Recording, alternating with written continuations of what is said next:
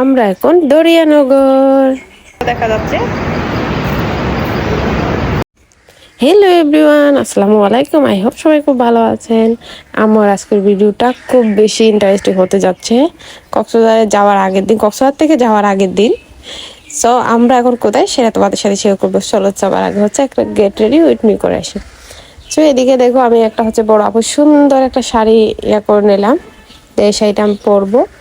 এটা অবশ্য আপুরই শাড়ি, তো আমি হচ্ছে যে আমি পরার জন্য নিলাম। আপু অনেক দূর করছে যে তুই এই শাড়িটা পর, এই শাড়ি যেহেতু তোর পরা নাই, যেহেতু তুই আগে পরস না এরকম শাড়ি, তো ভালো লাগবে।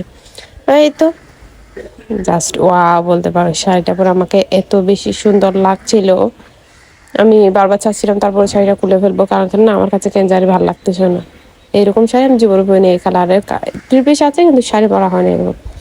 যার কারণে হচ্ছে মেয়েটা আমার রাগ করতেছিল। এদিকে বক বক করতে করতে হচ্ছে আমরা প্রায় ফাইনালি হচ্ছে আমি চলেই আসলাম। কিন্তু এই জায়গাটা আসার পর আমার কেমন জানি না, নিজের শরীরটা মনে করেন মোচড় দিয়ে হচ্ছে। কারণ কেন না এই জায়গাতেই ঠিক এই জায়গা বিচের মধ্যে হচ্ছে 2-1 দিন আগে হচ্ছে একটা ছেলে মারা গেছিল প্লাস্টারিং করতে গিয়ে।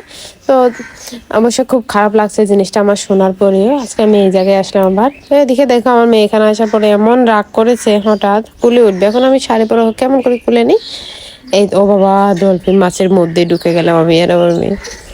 তো তোমরা চাইলে হচ্ছে এই জায়গায় আসতে পারো। মাত্র মাত্র মাত্র 30 টাকা খরচ করে হচ্ছে, 30 টাকা গাড়ি ভাড়া দিয়ে তোমরা চাইলে এরকম সুন্দর সুন্দর জায়গা এগুলো হচ্ছে ভিজিট করতে পারো। কক্সবাজারের মধ্যে হচ্ছে যারা আছো, যারা হচ্ছে কক্সবাজারের বাহির থেকে আসতেছো, তারা অবশ্যই এই সুন্দর জায়গাগুলো হচ্ছে কম খরচের মধ্যে ভিজিট করতে পারো। দেখার মতো অনেক কিছুই আছে। তো এদিকে সবাই প্রথমে হচ্ছে আমি হচ্ছে যে যাচ্ছি। তো এখানে হচ্ছে খুব সুন্দর একটা লেখা আছে আমরা এখন দরিয়ানগর। জিনিসটা আমার কাছে খুবই ভালো লেগেছে, খুবই ইন্টারেস্টিং একটা বিষয় লেগেছে, খুবই সুন্দর লেগেছে আসলে। আমরা এখন দরিয়ানগর জিনিসটা হচ্ছে খুব সুন্দর লেখাটা। তো এদিকে অনেক মানুষ আছে, মানুষের জন্য আমি প্রায় দাঁড়িয়ে থাকতে আধা ঘন্টা দাঁড়িয়ে থাকছি। তারপরে হচ্ছে আমি জায়গা পাচ্ছি না ওখানে একটা ছবি তুলবো কিংবা একটা ভিডিও করবো এটার জন্য। যার কারণে হচ্ছে বাধ্যতামূলক আমাকে হচ্ছে মানুষের সাথে নিতে হয়েছে।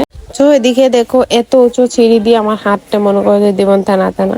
তো উপরে উঠে দেখি হচ্ছে যে এখানে তেমন দেখার মতো কিছু নাই, জাস্ট একটা পাহাড়, সিঁড়ি দিয়ে ওঠা। আর এখানে বসার কিছু সিট আছে, তোমরা চাইলে এখানে বসতে পারো, টিকটক করতে পারো। তো হচ্ছে এদিক থেকে গিয়ে আমি যেটা দেখলাম সেটা হচ্ছে যে এত নিচু, মানে এত নিচু কি বলবো আর। সো আমি তোমাদেরকে একটু কাছে গিয়ে দেখাচ্ছি। এই যে দেখতে পাচ্ছ পাহাড়ের নিচে কিন্তু মানুষের বাড়ি এন্ড হচ্ছে বিল্ডিং। আর এত দূরে দূরে বাড়িগুলা দেখা যাচ্ছিল পাহাড়ের মধ্যে। আমি তোমাদেরকে একটা ইমোজিন দিয়ে দেখাই, এই যে দেখো, মানে একটু একটু দেখা যাচ্ছে, একটু একটু একটু জুম করে দেখালে তোমরা জিনিসটা আরো বেশি ক্লিয়ার হয়ে বুঝতে পারবা। এই যে অনেক ভিতরে হচ্ছে বাড়ি। আল্লাহ, এরা কেমনে থাকে, তো ভয় লাগে না? এদিকে মনে করো যে আমি তো বইয়ে শেষ, এইখানে থাকতেও ভাই অনেক বেশি সাহস লাগে। এখানে বাড়ি করে থাকতে উঁচু উঁচু পাহাড়ে জঙ্গলের মধ্যে আমার ভাই এত সাহস নেই। আমি হচ্ছে ছোটখাটো মানুষ, কখন না হার্ট অ্যাটাক করে মারা যায়। তো আল্লাহর নাম নিয়ে আল্লাহ ডাকতে ডাকতে ডাকতে ডাকতে এদিকে দেখো আমি নিচে আসলাম। নিচে এসে দেখি এখানে মানে অনেক নিচু একটা তো আমি দেখলাম, দেখার পর হচ্ছে 2-একটা ভিডিও ক্লিপ নিলাম, দেন তোমাদেরকে দেখাবো বলে।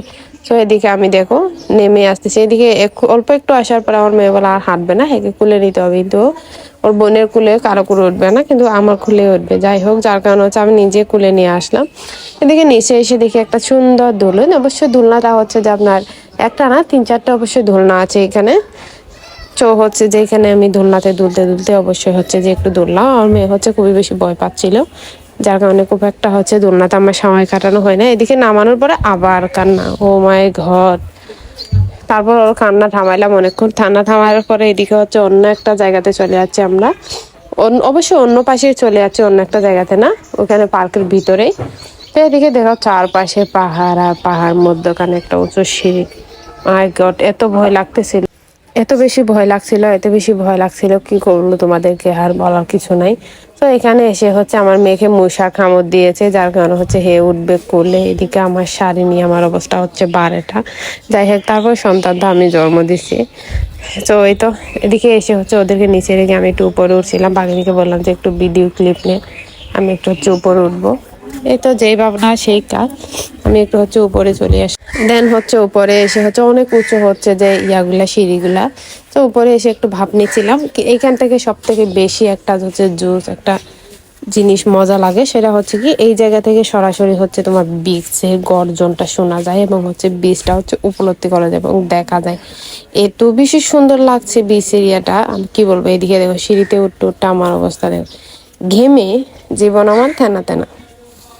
যাই হোক অবস্থা এই তো দেখতে পাচ্ছ কি যে একটা অবস্থা, কিন্তু ওয়েদারটা জাস্ট অসাধারণ। আমি যে একটা ওয়েদার ছিল। এই তো, তো আমরা সবকিছু হচ্ছে আমরা এখন নিচে নেমে যাচ্ছি, অবশ্যই বের হয়ে গেছে, আবার সে মাছের মধ্যে ঢুকে গেলাম। মাছের মধ্যে ঢুকে হচ্ছে যদি সো এদিকে আমি সব থেকে বেশি ভয় পাচ্ছিলাম হচ্ছে মাছের মধ্যে আর হচ্ছে পাহাড়ের উপর। এদিকে দেখো এসে হচ্ছে আমরা এক জায়গায় চলে আসলাম, এক জায়গায় এসে হচ্ছে চানামুড়ি খেলাম। অবশ্যই ছোলা বুট খেলাম, যেটাকে আমাদের বাসায় আমরা চানামুড়ি বলি, আর আমাদের নোয়াখালী ভাষায় হচ্ছে এটাকে ছোলা বুট বলে। সো এদিকে হচ্ছে গাড়ি নিয়ে আমরা ফাইনালি চলে আসলাম এক জায়গায়। ওদের খাওয়া দাওয়া করার পরে দেন হচ্ছে যে বাইরে যাব, অবশ্যই বাড়িতে যাব, বাইরে আর কোথাও যাওয়া হবে না। এই তো দেখো আমার মেয়ে ওখানে শুরু করে দিছে বালিতে খেলা। তো আজকের ভিডিও এই পর্যন্ত, সবাই ভালো থাকবা, সুস্থ থাকবা, আল্লাহ হাফেজ, টাটা।